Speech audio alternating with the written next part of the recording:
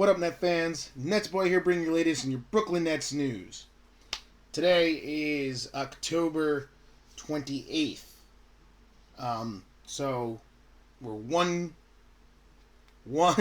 game away, one day away from opening for the Nets as when they play the Celtics. So that is something that I am super excited for because the preseason is officially over. And that's exactly what this episode is going to be about. It's going to be what I saw from the Nets in their 6 preseason games. But before that, a couple things I got to address. First thing, if I say something stupid this video, like silly or kind of, like NetsBoy, what the hell are you talking about? It's because I am currently on Vicodin, because I just had a knee surgery yesterday for a torn meniscus. So, I'm on pain pills. And so, I'm not 100% here, but NetsBoy must continue. I mean, it's opening day tomorrow. You know what I mean? Like, NetsBoy's got to do what he's got to do, So if I say something stupid, like I already kind of did with that whole intro thing, just be like, NetsBoy's on drugs, and just kind of laugh it off because that's kind of what the case is. So that's the first thing to address. Second thing to address, huge, awesome shout out to Knicks Bros TV, one of my subscribers, and he's got his own channel, so you guys should all check it out. He actually had his own video of his preseason predictions after mine. He saw mine, and and really, really cool dude. He really knows what he's talking about. It's really cool because he brings like the Knicks side thing. I think it's gonna be really awesome with us going back and forth. If I got the Brooklyn Nets side, he's got the New York Knicks side. So definitely, if you're one of my subscribers and you haven't seen his channel yet, go check him out. That's Knicks Bros TV. I'll post a link down at the bottom. So shout out to him. Thank you for kind of contacting and posting your video, dude. That's really sweet. It's kind of cool to have someone else that's kind of doing kind of the same thing I'm doing. So it's really neat. And if you happen to be one of his subscribers who happen to check me out for the first time, let me welcome you. And thanks. With me, my subscribers, I got 15, and my viewers, I average like 20 views a video. I obviously want that to be more, so I really appreciate it. Knicks Bros TV, thank you so much for, the little publicity and because I know your one video had like 205 views, and I would love that. So hopefully that kind of happens. So thank you again. So I just want to get that stuff out of the way. I do want to make a little bit of a rebuttal based off of what he said. He agreed with some of the things I've said, and then he said some things about me kind of having really a little bit too high expectations of the Nets. And all I just want to say is my reasoning for this is based off of not last year but the year before that, when the Nets won 49 games, when all they were was Darren Williams, Joe Johnson, Brook Lopez, and then Gerald Wallace and Reggie Evans. Like, there's no one else on that team. And so my whole theory is if that team went healthy, because that's a huge thing, if that team of Darren Williams, Joe Johnson, Brook Lopez, with a bunch of mediocre other players around them, managed to win 49 games, well, what's a team with Joe Johnson, Brook Lopez, and Darren Williams, plus Garnett, who he's not that great, but he's a good defender, which is what the Nets need. And, and then they have a legitimate bench in Mirza Teletovic, who, especially what I'm going to talk about in this video, about what I saw in preseason, looks sharp. Mason Plumlee has taken his game to the next level. Jarrett Jack averaged 10 points a game coming off the bench. Alan Anderson started for the Nets last year. He's coming off the bench. Andrei Kirilenko is usually a starter. He's coming off the bench. It's true, Bogdanovic, you don't know what you're going to really get out of him yet, but the truth of the matter is, that team, the team that the Nets have now, when healthy, which is the big key, to me, is better than the team they had 2 years ago when they won 49 games. So I have the Nets as the 3 seed because based off the Eastern Conference, in my opinion, a team that wins 49 games in the East next season or this season should be the 3 seed, maybe the 4 seed. But that's my logic of why I think the Nets would be the 3 seed, because 2 years ago they won 49 games and they were the 4 seed when they won 49 games. And I think that the Nets team they have now is better. Actually, I know from watching every single Nets game from that point on to now, I can almost guarantee if the Nets are completely healthy, which I have to continue to say that a million times like a broken record, this team is better than that 49 win team. That was the 4 seed. So that's why I say they'll be the 3 seed. I don't think it's really reaching too far. Could the Nets not be the 3 seed? Yeah, you're right. Absolutely. They could barely make the playoffs, if even make the playoffs, depending on what happens injury-wise. You know, Brook Lopez goes down, Darren Williams becomes a piece of crap like he's kind of been the last year or so, you know, then the Nets are going to have some trouble, and they're not going to be a 3 seed. They could be 7 seed. They could be an 8, you know, they could be scrapping for the playoffs. But I just, like I said, I look at everything at what it is now. What it is now is the Nets are healthy, even though Lopez did have that foot sprain, but he should be back. They think he'll be ready by tomorrow. You know, the Nets are healthy, so based off a healthy Nets team, I do believe they could be the 3 seed, just based off of 2 years ago when they won 49 games. Because that team, like I said, that team, to me, 49-win team, is worse than what they have now when healthy. So that's the reason. So that's the only reason why I said that. So that was my little rebuttal to what he said, because he said I was reaching. And I said, nah. So that being said, let's just really go into what the video is about. Just, wait, there's one more thing I want to talk about. This is completely unrelated to anything else. But, if you've been looking at ESPN's ranks of the top, players, the ranking of the players, I made reference to it before because I said that they're stupid, that they had Kobe the 40th best player. It seems like the people from ESPN just like to be stupid. I don't know if anyone else saw this, but can someone explain to me how Kevin Durant, last year's MVP, which isn't this supposed to be based off of what they did last year?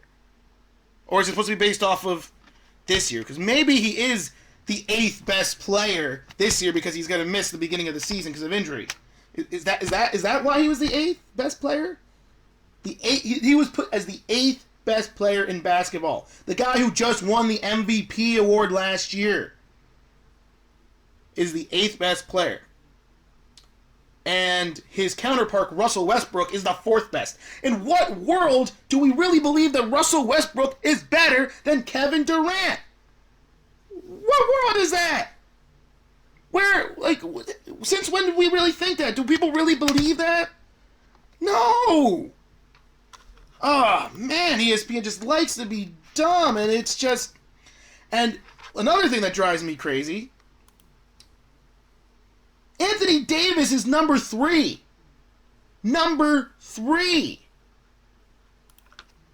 Look, Anthony Davis is a great player, and he's going to be very good.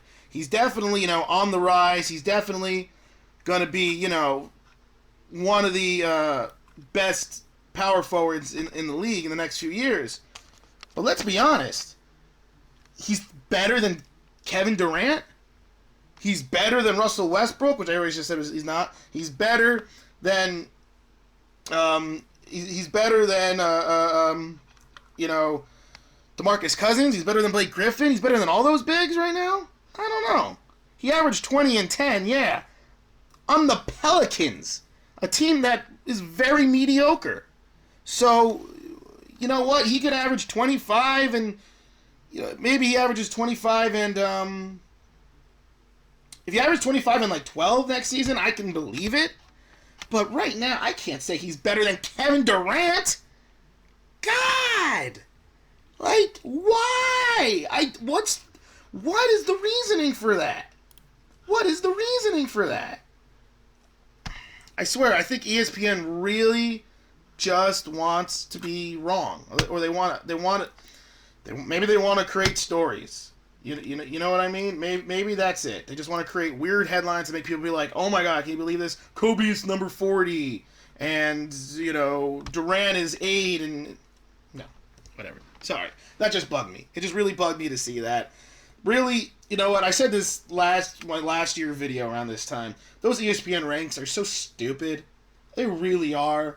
You really can't accurately rank every single player. I know. I think it's more easy. It's easier to do what I did at the beginning of last year. And I don't know if you remember, if any of my viewers are still my viewers from then, where I ranked each position, the top 5 players in each position. I did top 5 point guards, top 5 shooting guards, small forwards, power forwards, centers, etc. And I ranked the top 5 of those positions. That is much easier to do. You're not wasting your time looking at all the other players.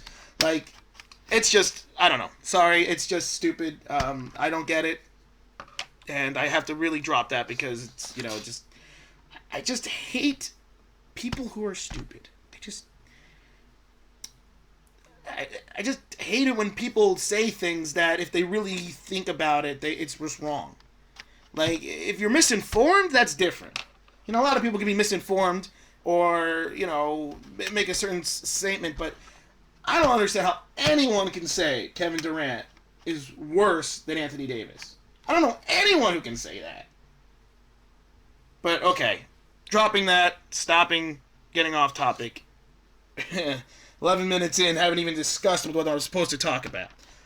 Nets team, preseason, done. The Nets went 4-2. Their 2 losses happened to be against the Celtics, which is the team that they open up against tomorrow. Whatever, it's preseason. I've managed to watch 4 of the 6 preseason games. I was a little bit busy with my day job and having knee surgery and, all that fun stuff. So I didn't manage to catch every game, but I caught 4 of the 6. And from what I saw from this team, this team is going to be able to... The Nets are going to be able to beat anybody at any given night, but I also fear they could lose to anybody at any given night because they really... They have a good identity and players look good, but, I mean, they've just got to... I don't know. There was something about it. Look, it's preseason. I don't look too much into it. But, Brook Lopez looked great before he got his foot stepped on and sprained his foot already. He was averaging 20 and 6 in 25 minutes. That's fantastic.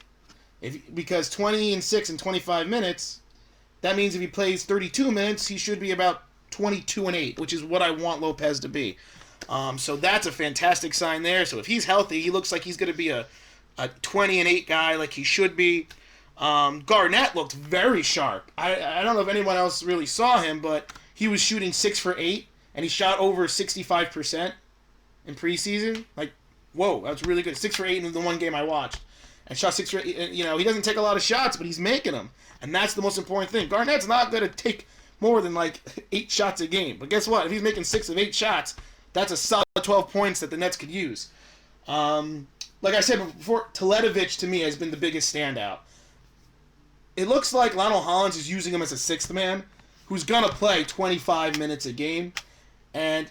The game against the Kings, he hit the big 3 with 32 seconds left. He had a big 3 again against Sacramento. He just did it in Sacramento again. And he makes big shots after big shots. I think he averaged almost 15 points a game in 25 minutes or something like that. I don't really remember all the preseason statistics, but he just looks very good. He's confident. He that's the biggest thing about him. He has to be confident, and he's confident now. He knows what he can do. He knows his game now.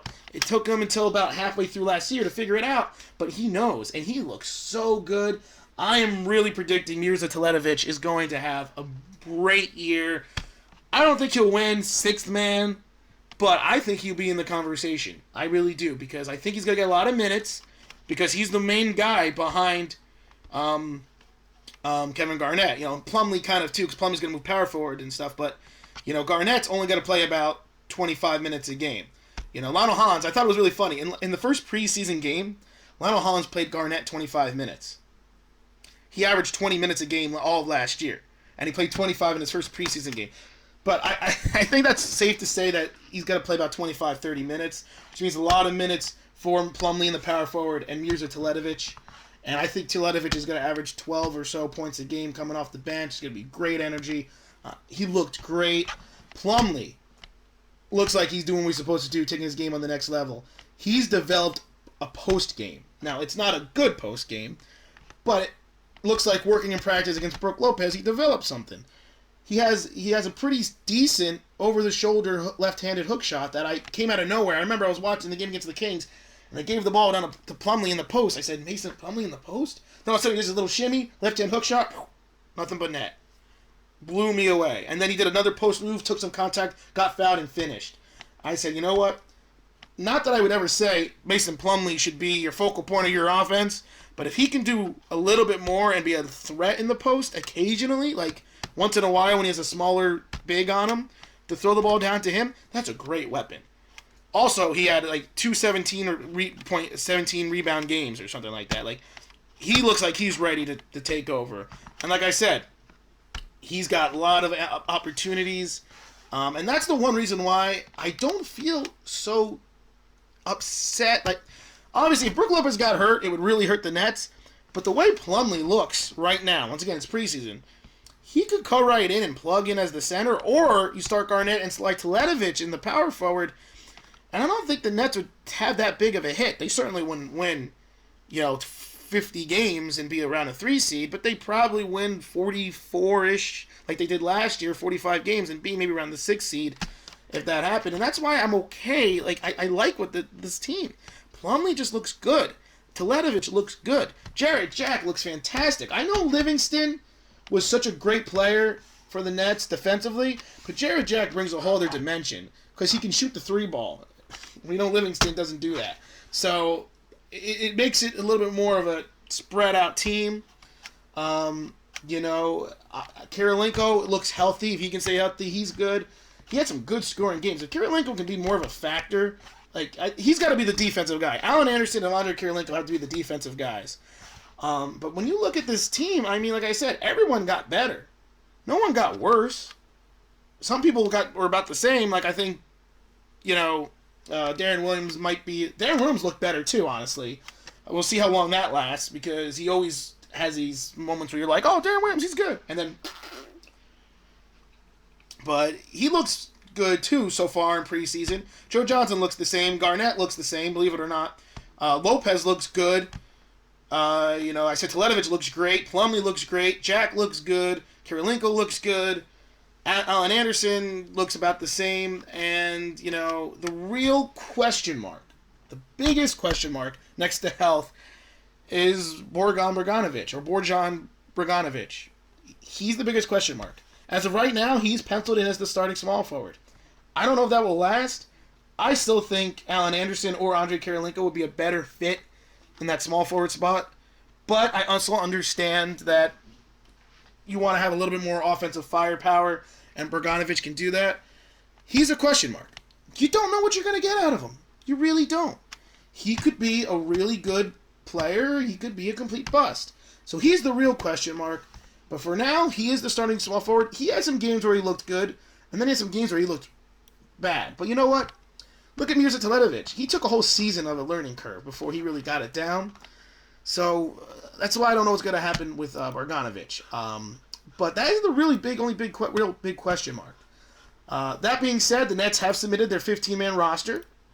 Allen Anderson, Bogdanovic, Markel Brown, who, by the way, didn't do, anything in the preseason. He played, but, he just, I don't know, he didn't really do much. Jorge Gutierrez, Jarrett Jack, Corey Jefferson, who was another draft pick the Nets took with Markel Brown. Joe Johnson. Jerome Jordan is the surprise. He had a really good, solid preseason. He's going to be their 4th-string center, really. Sergio Karisev. I still don't know how to say his name. I got to really figure that out. He's on the team. Kirilenko, Lopez, Plumlee, Teletovic, and Darren Williams. That's the Nets' 15-man roster. Right now, everyone's healthy. Once Lopez stops crying about his foot getting stepped on, then we'll see what happens there. But when it comes straight down to it, like I said, that's the Nets' 15-man roster. I think it's pretty good. They are at least 3 deep in every position. 3 deep in point guard. Really, 3 deep in shooting guard, 3 deep in small forward, 3 deep in power, and 3 deep in center, which I really like. That's really the way it should be. Isn't that the theory when you have a 15-man roster? 3 times 5 is 15. And also, guys can cross over and play other positions. They're at least 3 deep in every position, which to me is very good. That's good for injuries. I like the look of this team, and I'm saying, look, If they stay healthy, I'm telling you, 3 seed is not out of the picture. If they stay healthy, 49 to 50 wins is not out of the picture. They won 49 games 2 years ago with a worse team. Why can't they do it with a better team in health? Just saying. But that being said, anything is possible. You don't know exactly how health Lopez and Williams, what's going to happen, so they could be worse. But that's why I say, based off of what I'm seeing right now, healthy Nets team, 3 seed. And like I said, I predicted them to win 48 to 52 games next season. I don't care if people think that's outrageous or bold. Like I said, I'm just looking at the face value of what I see. I'm not looking in too deep about injuries. I'm not looking in too deep about, minutes or anything like that. I'm just looking at the simple fact, team with 49 wins that had those 3 main players and a bunch of other bad players, not so great players, versus a team with those 3 players and a much more better bench and better other players. 49, that's it. So, that being said, I do believe the Nets are going to be a good team. I'm super excited. I can't wait till tomorrow for opening day, opening game. The Nets schedule, they start off against the Celtics, and then they go to the Pistons. And I think I will wait until after they play the Thunder, which is their first home game on November 3rd, which is a Monday, before I post my next NetsBoy episode. So probably around the Tuesday, so a week from today, the next NetsBoy will come out, and we will look at the Nets' first 3 games. Personally, I think they should go 2-1. If they don't go 2-1, you're not getting off to a good start because they're better than the Celtics and they're better than the Pistons. They're not better than the Thunder, but also remember, that's a Kevin Durant-less Thunder. So I wouldn't be surprised if the Nets do go 3-0 to start off. Anything less than 2-1, I'm going to sit here like this at the beginning of the video and be like, already, Nets? Already? Just like last year? But that being said, I think it should be at least 2-1, and we'll see what happens. We'll see. We'll get ready. I'm so excited. I said that a million times. That's the drugs talking. And I got to wrap this up because 22 minutes is a little long, and I went a little bit too much on my ranting. So until next week, once again, Knicks Bros TV, thank you so much. Be in touch probably. And thanks for everybody who's continuing to watch these NetsBoy videos. So until next week, this is NetsBoy signing off.